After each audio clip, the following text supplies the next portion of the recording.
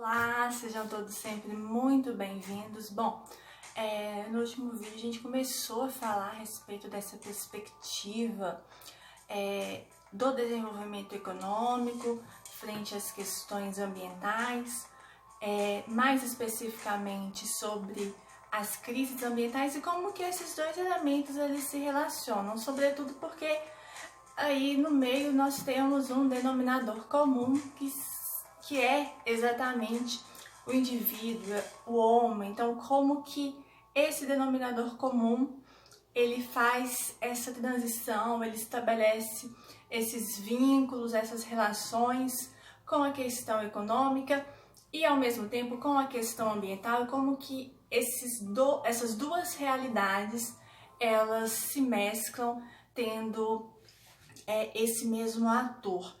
E a gente precisa entender que alguns marcos temporais eles vão ser essenciais para caracterizar essa relação. Então nós precisamos ter como nosso ponto de partida, nossa base, a Revolução Industrial. E a partir da Revolução Industrial, a gente compreender que houve uma mudança expressiva no meio social. Então, nós mudamos o nosso tipo de sociedade, nós mudamos o nosso modo de produzir, mudamos o nosso modo de consumir e, consequentemente, outras relações que são aí colaterais, elas também vão passar por esse processo de transformação, por esse processo de adequação a esse novo sistema que ele está desenvolvendo, ele está se instaurando no nosso meio social. A Segunda Guerra Mundial também foi um fator importante para a gente poder considerar dentro dessa perspectiva econômico-ambiental. Por quê? A Segunda Guerra Mundial ela trouxe elementos que vão impulsionar todas essas transformações que nós já pontuamos e, consequentemente, nós vamos poder sim falar em um novo modelo que vai atrelar o desenvolvimento tanto econômico, tanto quanto o desenvolvimento ambiental. E assim nós vamos perceber que as questões ambientais elas passam a ter um reflexo maior dentro do nosso meio social. Então a gente passa a entender que essas relações, elas também são importantes, elas são relevantes, e assim a gente percebe o quê? Que a sociedade, a partir do século XX, quando ela se transforma em uma sociedade industrial, ela passa a abrir margem para que essa denúncia dessa consequência desprovida de atenção das ações industriais, elas ocorram. Por quê? Quando a gente inicia o processo de desenvolvimento do nosso meio social, o que ocorre? A gente não tinha uma preocupação tão grande com esse aspecto. Então, o objetivo inicial e principal é o lucro. Então, os industriários, os empresários capitalistas, eles precisavam traçar estratégias para que eles alcançassem esse lucro tão desejado. Então, eles tinham ali uma relação de custo-benefício, das suas despesas, das suas receitas, ponto.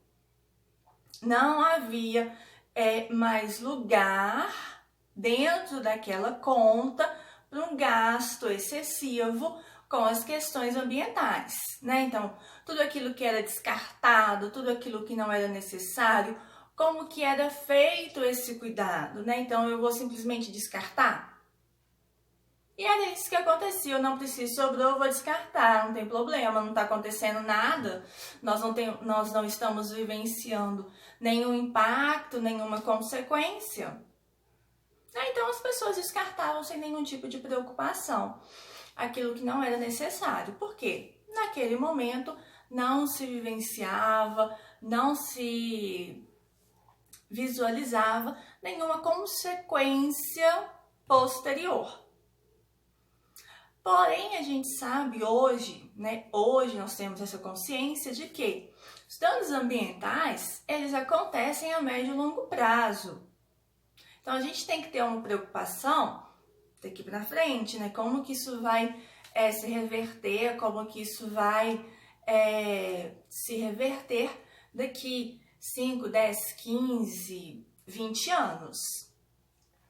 E essa resposta chegou e chegou num preço altíssimo que a sociedade precisou pagar, precisou lidar. Então, por isso que o século XX ele trouxe essa denúncia por parte dessa cobrança, dessa inobservância das consequências desse impacto ambiental como resultado desse lucro sempre constante, dessa crescente do desenvolvimento econômico. Por quê? As pessoas, a sociedade, elas visavam o crescimento exponencial, desenvolvimento, lucro, fazer a economia movimentar e não tinham um olhar, uma atenção ao meio ambiente, sendo que nós somos parte do meio ambiente, nós temos uma relação de dependência muito grande para com o meio ambiente. Então tem sim que haver esse cuidado, tem sim que haver essa observância. E o século XX, a chegada do século XX trouxe consigo essa visão de que nós temos que ter essa consciência, essa observação de que danos eles são ocasionados. E dentro dessa perspectiva de uma consciência ambiental por parte da sociedade, nós temos a perspectiva do Rudolf Habermas, ele que nos fala que a responsabilidade dos problemas ambientais, elas são por parte do sistema de produção capitalista exatamente por essa busca excessiva ao lucro e uma inobservância às questões ambientais, porque no final a conta não fecha e nós vamos ter uma consequência muito pesada, uma consequência muito gravosa. Então nós temos que saber como lidar com esses fatores, com esses elementos, com esses pressupostos. E ele vem falar que nós precisamos, frente a esses impasses, buscar uma gestão ambiental. Por quê? Eu não estou falando de um aspecto que ele seja único. Não estou falando de um aspecto que ele vai abordar apenas uma determinada área, apenas um determinado contexto. Se eu não cuido das questões ambientais, futuramente aquele problema que estava associado à esfera ambiental, ele pode ser que passe, não necessariamente é uma regra que aconteça, mas pode ser que isso venha a se tornar um problema de saúde pública.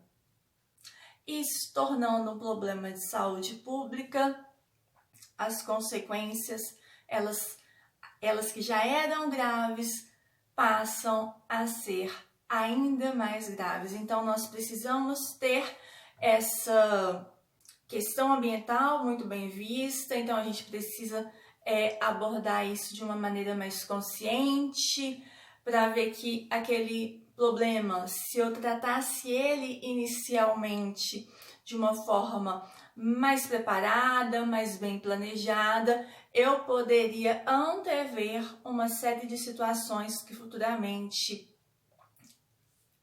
vêm a me trazer um dano muito mais expressivo. E combinado a isso, nós temos, dentro do nosso texto legal, dentro da Constituição, o artigo 225, o artigo 225 da Constituição Federal de 88, que vem falar que todos temos direito a um meio ambiente ecologicamente equilibrado para as presentes e para as futuras gerações. Então, a Constituição vem falar nessa questão da preservação ambiental, da consciência ambiental, por quê? Eu não tenho que pensar só no agora, eu não tenho que pensar só em mim. Eu tenho que pensar lá na frente também, porque outras pessoas, elas virão após.